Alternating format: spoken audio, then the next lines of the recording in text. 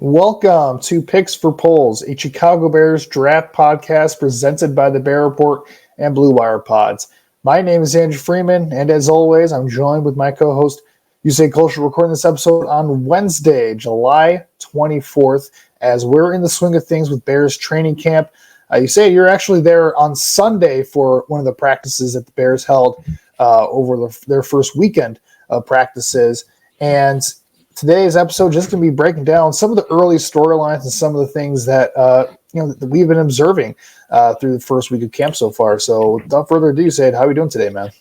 Yeah, man, I'm doing well. It is so kind of interesting to see the way that the Bears are approaching camp this year because, again, to me, this is the best roster that we've probably seen the franchise have since probably that 2018 team. And again, it's not just the quarterback. I think it's the defense too, but there's a lot of, I want to say, changes that have gone on at Hallis Hall this offseason that are really trickling over into what we're seeing in training camp. It's like, to give you a perspective, when you have the warm up and the stretch lines, there was a period where all the entire team was warming up, and obviously it's divided into white jerseys defense, blue jerseys offense. But then what you also had toward the end of all that was the linemen were doing a lot of calisthenics and plyometrics, some lateral movement essentially. And that to me really speaks to how the Bears are basically changing the way that their offensive and defensive lines warm up. And that's just because in the trenches, they know they need to get more lateral movement, and they know they need to get guys that are able to move, guys off the ball and move more physically. And it was interesting to see all the drills for the O-line, D-line predicated just being more physical in the trenches. Yeah, which can be hard to do with, no pads on in this first week. So any way that you can make it as physical as you can without maybe going overboard with things, because it is early. You don't want guys getting hurt at this stage of things. So, that's always helpful to keep in mind. But anyway, you can be creative about that. I think that's always a smart thing to do at this stage of things, because it's at its core, it's a physical sport as much as we want to make it about the passing game and, putting up points and having all the fun on the outside with the wide receivers and stuff. This is a game that's one of the trenches, right? So, always interesting to see how, they kind of change things up, especially with the new offensive coaching staff, offensive coordinator, I should say, Shane Waldron coming in. And yeah, in terms of like switching things up and changing things up, let's get into, I guess, firstly, some of the comments that Ryan Poles and Matt Eberflus made in their first press conference going into training camp, because, there were a couple interesting takeaways I have from this. Again, it's early, so you're going to get a lot of coach speak, a lot of GM speak. One of the things that I found interesting was Matt Eberflus, and when you talk about changing things up in terms of the routines and the way, for instance, the offensive line and defensive line warm up, Matt Eberflus mentioned, the competition aspect of things and wanting this to be, top end competition between the offense and the defense every single day. That is a quote that I think a lot of Bears fans are going to get fired up about, because you talk about, iron sharpens iron, so to speak. You want a situation in training camp where you feel like both sides of the ball, and really even between sides of the ball, with your position battles and everything going on there, you want guys pushing each other to get better. So that way, when you get into the regular season and you're going up against different teams, you're more prepared for going up against, some of the better units, some of the better teams in the NFL. So I like that. I think that kind of shows where this team is at, kind of going to year 3 of this regime, where, they're ready to turn things around and they're on the upswing here. But when it comes to, Poles and Eberflus and the comments they made on Friday, any major takeaways based off of what they shared with us from that press conference? A couple. You have to look at this thing objectively, and the Bears know that this is kind of a year-to-year process. Like, I'm paraphrasing here, but Ryan Poles kind of referenced in his opening presser about how, hey, we understand last year's last year, this year's this year, and it is a year-to-year process. And what is really impressive to me about where this franchise is at is that 3 years ago, this was a team that was old, broken down. They were ready for a total rebuild. Ryan Poles has kind of managed to change the fortunes in Chicago in just 2 off seasons of really being able to build a team. But now you kind of get into Hallis Hall, and when you kind of hear some of our colleagues, some of the guys that we've known for a long time covering this team, talk about how, hey, it is a completely different feel there. It really does feel different. It feels different not just because there's a lot of competition going on, but the reason it feels so vastly different is specifically because I think when you look at everything here in terms of what's happening, Ryan Poles and Matt Eberflus, I mean, they've built this roster to compete now and win now, but also they say that it's a year-to-year process because there are a lot of issues that have to be ironed out. There are, some questions about that center position. There's some questions about who's going to step up as pass rusher. There are questions about who's really going to emerge in terms of both guard spots. You have Tevin Jenkins and Nate Davis, but hey, can either of those guys stay healthy and be on the field? There are questions about what is the wide receiver room going to look like. And so the Bears are, I think, effectively going into this with an open mind, knowing that not everything's going to be perfect, but that they still have a long way to go before reaching the pinnacle that they believe they can eventually reach, which is consistently contending for the NFC North. But with that said, Ryan Poles basically alluded to how he's laid the groundwork for that to start happening this year. Yeah, I mean, they spent the last 2 off seasons building this thing up, and now you're in a position where you're going to start to see the fruits of, I guess, that labor, so to speak. When it comes to tearing down the roster, getting in your own guys into the building, adding more talent as you go along. I mean, Brian Poles made that kind of specific comment when it comes to he mentioned when it comes to the roster, not thinking, I think about both in the short term and the long term. And in the short term, you kind of have a good problem to have where there's going to be so much competition on this roster that it's going to be tough to nail down a top 53 when we eventually get to the end of training camp and, we need to make a roster for the beginning of the season. So that part of it definitely shows when you look at the depth chart. There are some areas that are not maybe as great still, and you can't fix every problem, in an off season or, it's going to take multiple off seasons to fix everything, I guess you could say. And one of the problems that was specifically brought up, which Ryan Poles says is not a problem, but time will tell on that, was the defensive end position. He kind of mentioned how they feel good about where they're at with the defensive end spot right now, specifically, talking about Eric Washington, new defensive coordinator, continuing to develop the players they have brought in. And Eric Washington, actually, he brought up specifically Jacob Martin as a guy that's kind of stood out for them. He was brought in this offseason on a vet minimum type of contract. He's kind of bounced around the NFL. Washington kind of mentioned him specifically as a guy they view as a 3-down player, which I always found interesting because they said that similarly about Yannick Ngakoue last year. And it's like, Ngakoue wasn't quite a 3-down player, but I mean, clearly they're going to talk up their guy. And until they add somebody differently, he's going to be, the third guy in this edge room when you look at Tim, Montez Sweat, and DeMarcus Walker. So I find the defensive end conversation to be very fascinating because if you're looking at this roster as it stands right now, the weakest spot is that defensive line. They need more depth at defensive tackle. They could use a true complement to Montez Sweat opposite of him in that edge room. And it's interesting that they bring that up right away. And if you're taking them at face value with their comments, it appears that they're not panicking as of yet in terms of the guys they have the building, and they're going to give them a chance in training camp to see what they can do. And that is really the big question because the Bears went out and I believe signed linebacker Javin White to a contract, which effectively put the roster at 90 men.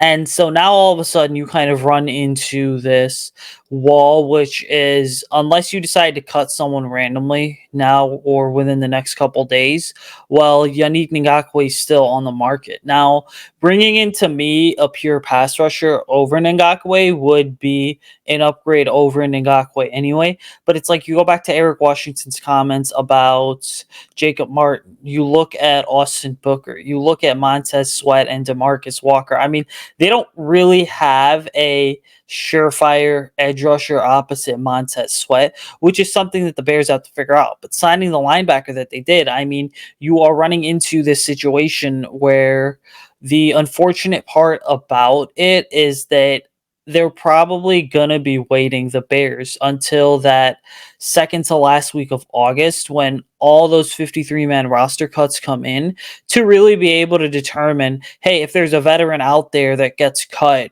or decides to continue holding out and then hits the open market in terms of a possible trade, do the Bears maybe go that route? Because we should know. I mean, there's things are so fluid in the NFL this time of year where it's to the point that, a guy can get cut and then be on a new team the very next day and then be at practice, 2 days later. And so really for the Bears, I mean, figuring out that edge 2 spot is something big that Ryan Poles and Matt Eberflus, obviously they're going to come out and say, yeah, we're good with it. Because if you kind of say, well, we feel like we need improvement from that position, then you are looking at improvement in what? Improvement in terms of the context of the players you already have? Is it improvement in terms of the context of we need to see better production out of that? So it's kind of this incredibly messy situation that everybody at Hallis Hall right now is just kind of waiting and seeing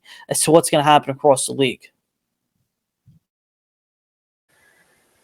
Yeah, I mean, they're going to be better just based off the fact alone that Montez Sweat is here for a full season. Assuming that he's healthy for most of the season. Knock on wood, I guess, if you want to say. But they're going to be better based off of that anyway. And you're hoping that Martin and Booker, the combination of those two, can be better than what you got from Yannick Ngakoue last year, who I've seen a lot of discourse on this, on whether the Bears should bring Yannick Ngakoue back. I'm against that wholeheartedly. I know that it would be nice to add another body, another proven veteran to that room, just so they have something there in terms of depth and explosiveness with their second pass rusher off the edge. But Ngakoue was just so bad last year that I can't. Just me personally, in terms of my enjoyment, going back and watching the film, whenever I go back and do that for my Track in the Trenches series, it was painful to watch Ngakoue last year, so I would rather not go through that again. And I think they're in a situation now where, look, I think Martin, based off of what he's produced in the past, I think he is an upgrade if you're talking about a situational pass rushing role. DeMarcus Walker can be that early down guy and kick inside on pass rushing downs, and then you can bring Martin in to take that third down pass rusher role. And I would like to see Austin Booker get a lot of snaps this year because he was a guy who many people viewed as a steal, including both of us as well, in the 5th round. So see what he can do as a young developing player who has a lot of upside. And I would just rather see the snaps go there. And if they're going to sign somebody, I think I'd rather go to different options, such as a Carl Lawson, who's still available. Even though he's got injury concerns, I think on a snap count, he can be a very, very productive guy as an explosive speed rusher off the edge. But I think another thing that could help out this pass rush is, the development of Javon Dexter as well in the interior, who, Montez Sweat had interesting comments about him as well, where he kind of mentioned how when they were doing conditioning tests, Javon Dexter actually passed it with the defensive end group, not the defensive tackle group. So it kind of shows the level of shape that Dexter has kind of committed to, which is promising because the Bears have made it known based off the way they've constructed this roster that they are putting a lot of eggs in the basket of Javon Dexter really taking a step forward this year. And it sounds like he's taken that challenge to heart and has worked on, improving his body, getting a little bit leaner, getting a little bit more explosive to handle that 3-tech role that Justin Jones had on the team last year. So if they can get something out of Dexter, I think, where he takes a big leap forward, then you're not looking at the defensive end issue as pressing, I guess, because you can have that interior pass rusher. Dexter can rush from the outside in certain alignments.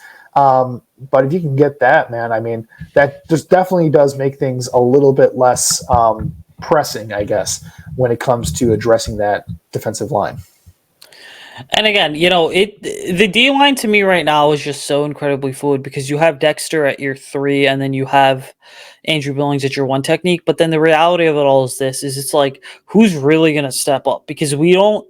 So as a person who's kind of had to coach defensive line, I'll say this: to me, the best pass defense is your pass rush. Like, everyone wants to talk about the secondary and the linebackers and all that, but when you are able to go ahead, like Matt Eberflus wants to do, and get home with only 4, that makes everything so much easier for the rest of your defense in terms of what your linebackers are doing, in terms of what your corners are doing, and then most importantly of all, what your nickel is doing, because that nickel cornerback, which for this team is Kyler Gordon, is one of the hardest positions to go ahead and have to play. But the reality for the Bears, I think, is just so incredibly simple. Is if they can figure this defensive line out, then all of a sudden, all the talk that we hear at Hallis Hall about this defense being fired up, this defense going ahead and being vocal, this defense going ahead and kind of consistently winning the day, doing a lot of trash talking, then what happens is I think you do ultimately see this defense go from being, whatever they were ranked last year to being, a top 7 defense. Okay. I would even go so far as to say maybe, a top 12 defense, simply because I don't think that this team is ready to be a top 5 defense just yet. And that is simply because, again, when you don't have another really good pass rusher on the same side or on the other side opposite Montez Sweat, you don't really know what you have in your interior. If Javon Dexter doesn't take that next step forward, then all of a sudden things do start to get really interesting, and the expectations go from being sky high to just kind of being, good enough to let's just see how good we can be. But then you also look at the other side of it and you say that there is so much potential here with guys like Tyree Stevenson, Javon Dexter, not to be redundant. You look at TJ Edwards and Tremaine Edmonds, Jack Sanborn. Those 3 are playing together again for another year. You look at Kevin Byard with his veteran experience coming in, having played in Tennessee and Philadelphia. Well, then the sky does seem to be the limit. But again, there's still 2 key positions that they're going to need to figure out. Yeah, overall, the defense, it's a unit where it does have its strengths, particularly in the back 7, has its weaknesses that you can point at as well. I think clearly the fact that the Bears spent so many of the resources in the offense show that they feel confident with what they have on defense right now, and they wanted to put more of an emphasis on, getting Caleb in a good position to succeed as a rookie. And with Eberflus, this is his 3rd year with this defense, the 3rd year in the system for a lot of these young guys, even some of the veterans as well. The hope is that some of the momentum they built last year can kind of lead into this year, and they can have similar success that they had down the stretch. And, based off of the fact that they'll have some continuity and they have guys that know the system now who are comfortable playing with each other, that can communicate together. And, with that pass rushing piece in Montez Sweat, that'll kind of hold things together until they can upgrade that unit fully next offseason. I think it's a strategy that it makes sense. We'll just see if it comes to fruition this upcoming season, because there's still a lot of questions there. But in terms of, speaking of Caleb Williams, let's get to him real quick. In terms of, and I should pose a question to you, Usayd, because you were there on Sunday.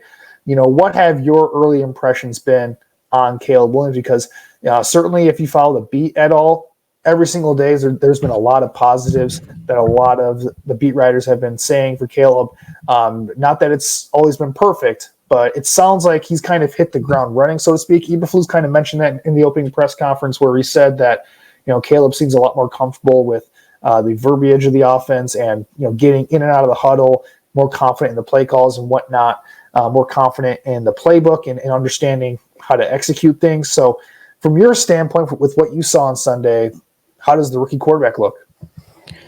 He looks really good to me, and he looks really good specifically because when we look at everything that surrounded Caleb coming out of USC, both the good and the bad, I mean, there's definitely an argument to be made that there's more good than bad there. And it's like I said earlier, the Bears understand that this whole thing is a year to year process. The Bears have gone into this thing tempering their expectations for Caleb Williams, and everybody at Hallis Hall, from the GM all the way down to the quarterbacks coach and Kerry Joseph, all the way to Caleb Williams. Everybody's trying to finally get this thing going in the right direction for the franchise in general, because everyone's speaking the same language in terms of what do we need to do to help develop Caleb Williams.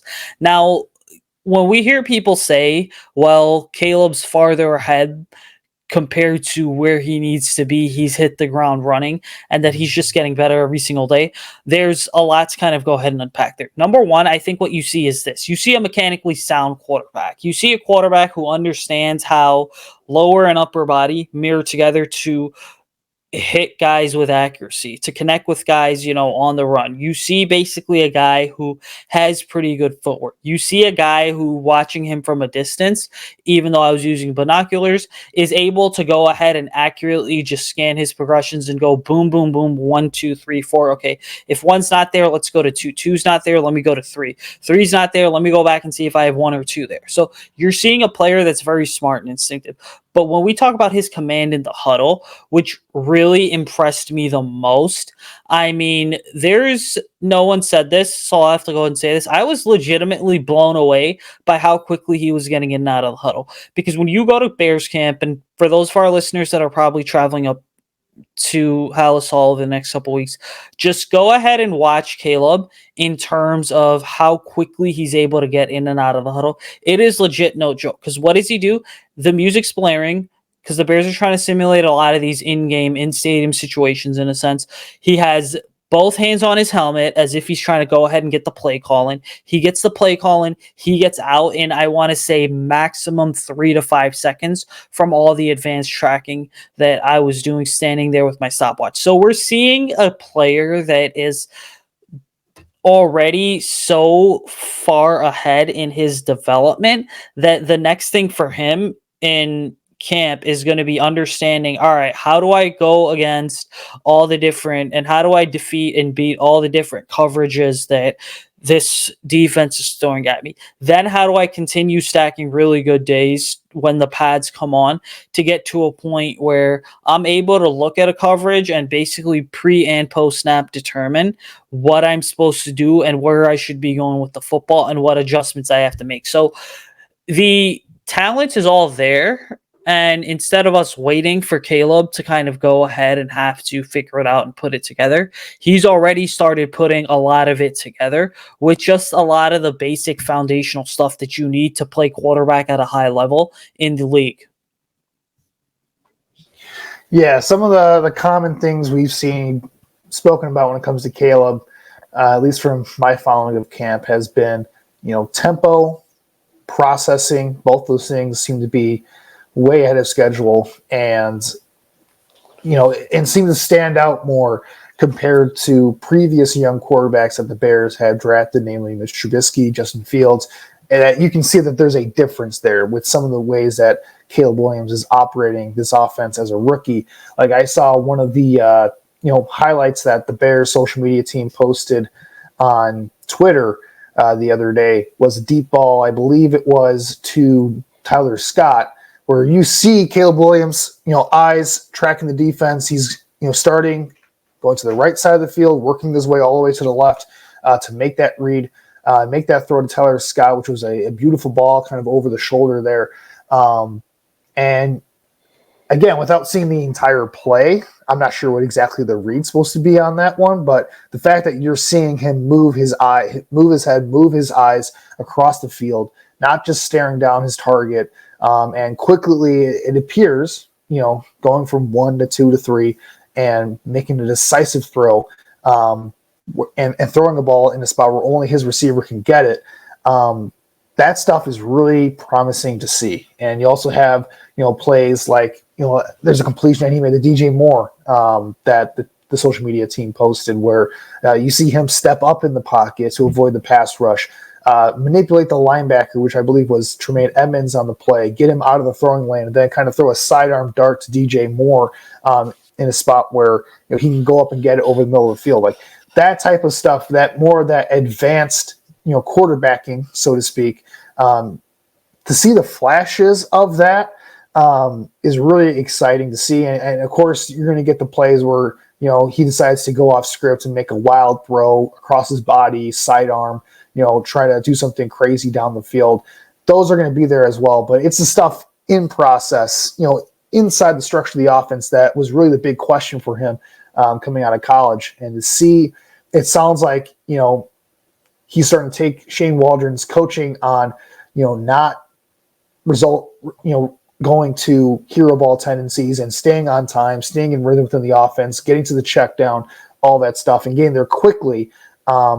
That's all going to do wonders for him, especially when the pads come on this next week and we start to see him get into game action where he's going up against a live pass rush and, there's more at stake than just, a practice drill that you have going on. So a lot of positives, sounds like with Caleb Williams, but in terms of the guys that he's throwing to, there's a lot of interesting stuff with the wide receiver room as well, because this is a room that, you have your top three. You have DJ Moore, you have Keenan Allen, you have Rome Odunze.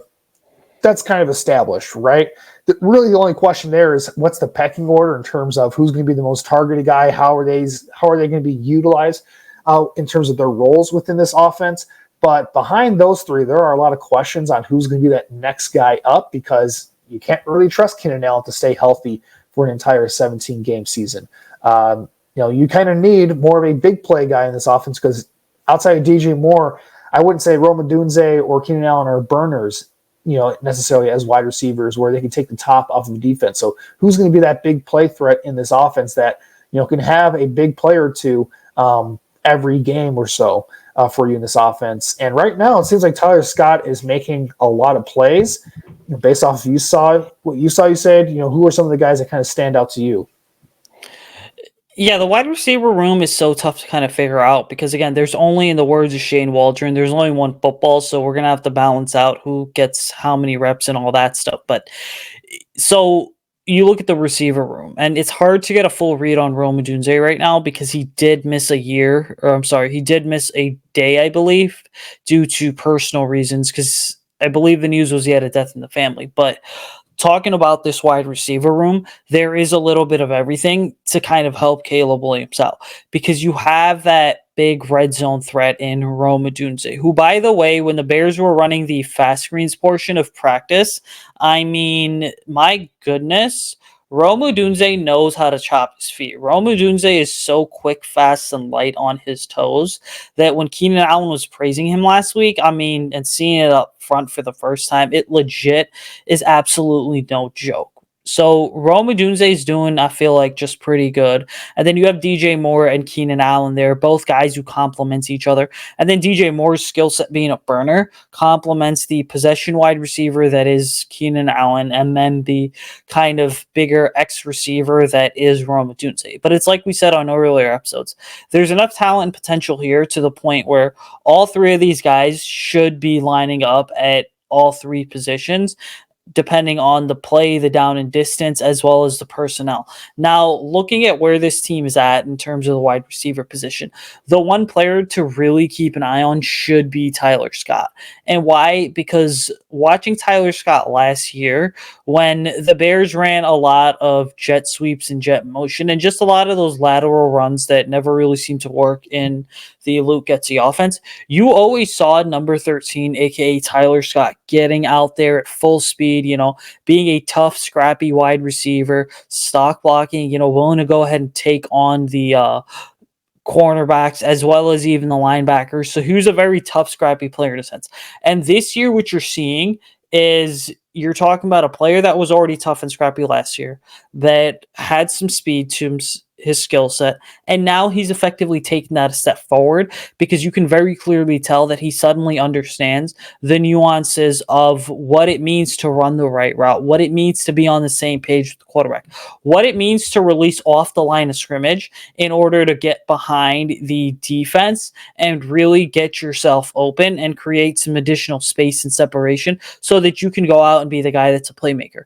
And again, we talk all the time about a lot of this young talent on the Bears roster. Yes, the defense has some guys, but there's a very legit shot that the breakout player for the Bears this year, if it's not Caleb Williams, it's or Rome Odunze, there's a very good chance it ends up being Tyler Scott.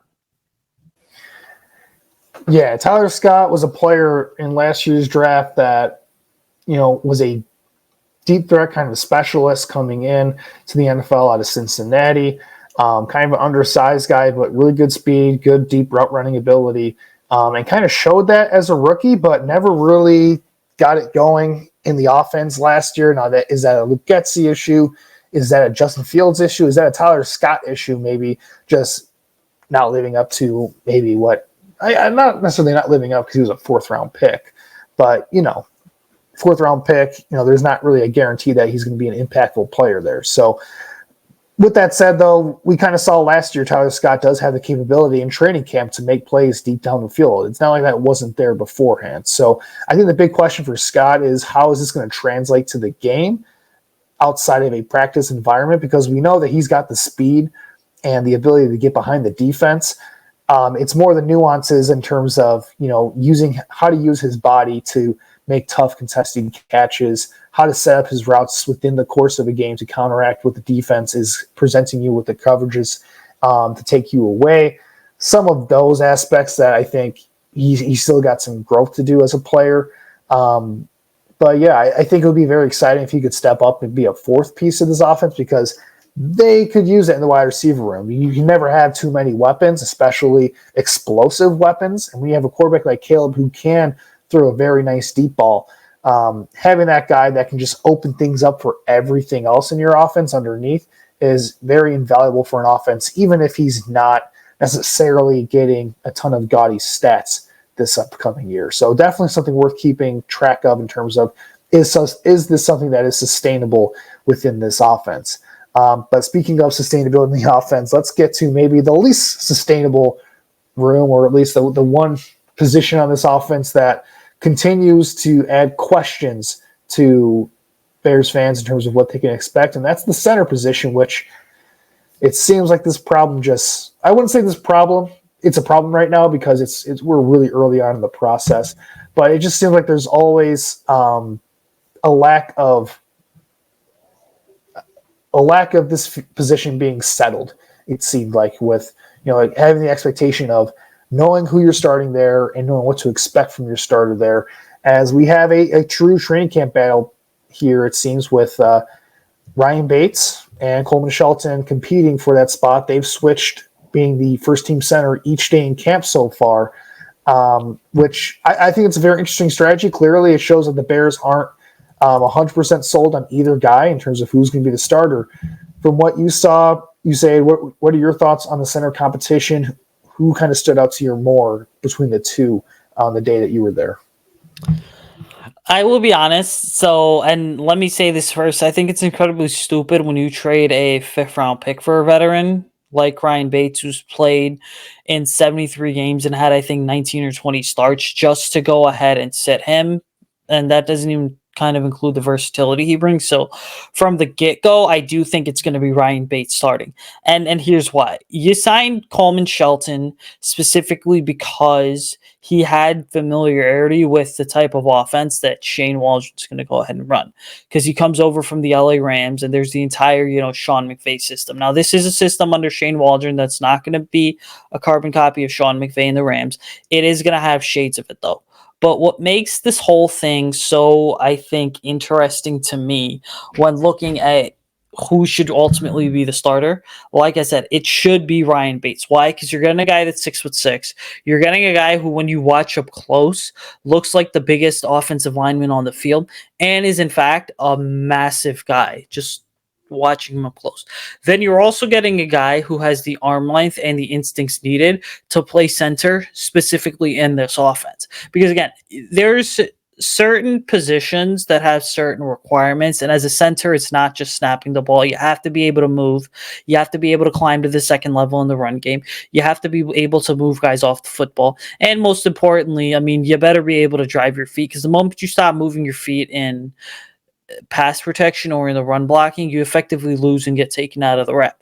So to me, that is why Ryan Bates should be the starter, because there were no pads on. There's not going to be pads on until Saturday the 27th.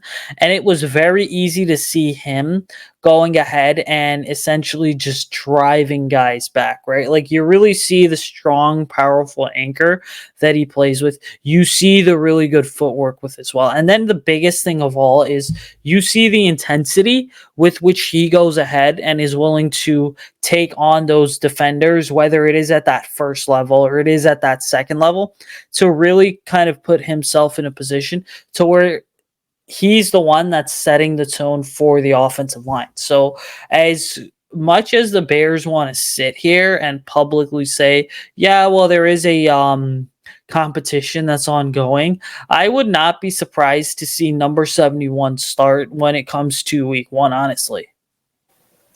Yeah, there's certainly a lot more invested in Ryan Bates, and Ryan Poles has made it known with a couple of off seasons that he's been trying to get Ryan Bates to Chicago a few times before this year, so it's not a new thing. Poles clearly has a very high opinion of Bates and wanted to get him on this roster sooner rather than later here. So I agree with you. I think he is going to be the starter. I think he's the better athlete of the two, and you can do more with your wide zone blocking scheme with him at center as opposed to Shelton, who I think is a very he's undersized, but certainly a very solid, well-rounded player in both facets of the pass and run game. But I think Bates, who hasn't really had extensive starting experience compared to Coleman Shelton, I think there's a bit more upside there that you can kind of go with. So it would make sense for him to kind of, speaking of the fact that the Bears essentially gave up a future 4th-round pick to get him, that he's going to be the guy for you at center moving forward. Now, with the offensive line, it's important to note that based off of what we've been hearing, mostly, that the defensive line has won the battle so far against the offensive line. But, again, you don't have any pads on. So it's really tough to evaluate, which side of the trenches is going to be better at this point, because defense definitely, when it comes to pass rushing drills, are going to have the advantage over the offense when there's no pads on. There's, for the offensive player, there's less to grab onto. There's less ability to be physical as an offensive player when there's no pads on. So, of course, the defense, when you're in the position where you're attacking the offensive player, there's more of a opportunity to win your matchups there. And that kind of leads into the last thing we're going to cover here, which is, looking forward to week 2, which is going to start on Thursday in terms of the second week of practices coming up here. So by the time this episode is out, we're beginning into the second week here. We're supposed to be getting the pads on for this second week, which is pretty early for getting the pads on, but something that makes sense given that, the Bears have the Hall of Fame game coming up as well, which is certainly something to keep in mind. So you say, when you look at the second week of practices here, what are you looking forward to when it comes to the next week of training camp? I mean, really, the big thing to understand and the big thing that everyone's going to be watching for is obviously the development of the quarterback position. Number 18 was week 1, where it was all just 7-on-7 and willy-nilly football and really slow tempo, just as a practice. Was that stuff legitimately just something that was, because it was super slow and all willy-nilly football, or is it going to be Caleb Williams being legit? That's the first thing to go ahead and watch. But then the second thing is the reps at that center position. Now, we just talked about a moment ago how the Bears are not disclosing any plans, but do you see a situation where possibly Bates and or Shelton Coleman are getting more and more reps, as in one is getting more reps than the other? Number 3, you talk about a lot of the personnel groupings of what we could potentially see when it comes to the offense as well as the wide receiver position. Are we always going to see DJ Moore at that X position and Keenan Allen at the F or the Z, or are we possibly going to see a situation where the Bears say, all right, you know what, we're going to start moving all three of these guys around? And then the fourth big thing that I'm looking at is this, is Jacob Martin, Austin Booker, Javon Dexter. Those are the three big players to me to watch on the D line. Are those guys genuinely legit? Like, will we see Javon Dexter start blowing guys up in the backfield when the pads come on, or is it just something where he looks big but without the pads, but when the pads come on he's just a completely separate player from what we've seen?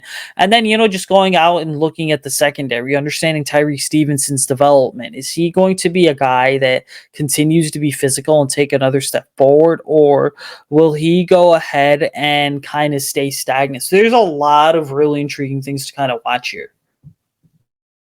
Yeah, the big thing with the pads is that you just can see more physicality in the trenches, which I think reveals more in terms of what you can expect there.